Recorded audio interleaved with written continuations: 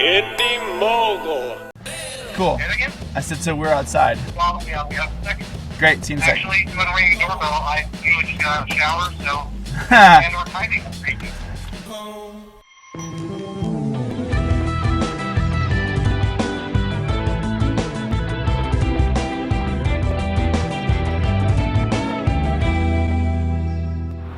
Hello. Hugs all around. Okay. How are you, Good? Good?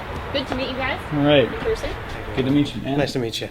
Taller than I expected. Yeah. I just told him that. My name is Zack Finfrock, and I am an actor, artist, and host of Backyard FX. Yeah, hey, it's the garage. When I lived in Florida, before I moved to LA in '08, I started doing short films and things like that with the guys I live with now. We started doing some things that needed some props, special effects, things like that, and I found Indy Mogul on the internet. I started watching it every week. When they were looking for a new host, we tried out, and here I am. The new host of Backyard Effects, the one and only Zack Finfrock! Well, Eric gave me a call, and we talked.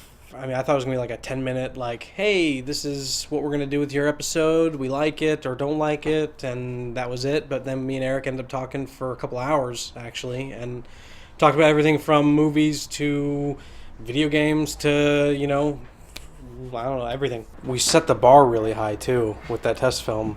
So whenever there's a test film that isn't as good as that, either with effects or acting or something, fans notice. What impresses you about the Indy Mogul audience? The sense of community. I have yet to see the amount of comments and the amount of conversation that is involved on a YouTube video.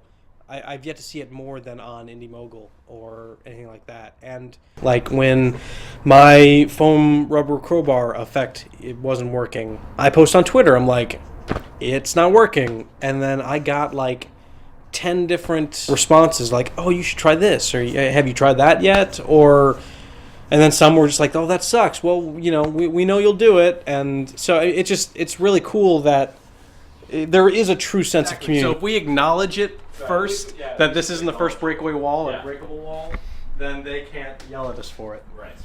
And that's what I liked about the show. It's like teaching people how to make, you know, effects at a budget they can use, but also inspiring people. Okay, you know, most of the audience is younger, but still inspired me. It's like a puzzle. I get to look at things and go, I can use this for this build, but I'd have to take this part off and then shave this and then put that other thing I bought on top of it and then put it together. Then I'll have what I'm going to make.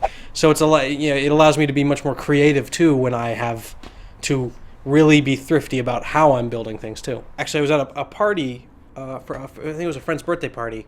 Julian, he was like, that guy just came in. He's a huge fan of Backyard Effects. I've been watching it forever, and you know he's really psyched to meet you. And I was like, cool. And I realized that's how I felt when I first was like, I'm going to meet Eric, because I'd watched him for like a year and a half online every day of the week as this host, and then I was like, I get to meet him. Yeah, when I was like, that's Eric. There he is. That's Eric. Then I realized he's just a normal guy. You know, he's a normal dude. He doesn't talk. He doesn't talk like this in person. I mean, and I understand, especially now as you know the host of the show. I understand why he did things like that and why he had lame jokes and things like that. That's right, Eric. You had lame jokes, but I have lame jokes too, so it's okay. I left my last job, which I made about $130,000 a year, to come down here and do filming for next to nothing, but I'm happy. Okay, We're all in it for the same thing. We're all in it for, you know, our love of independent filmmaking, and everybody's willing to help everybody out.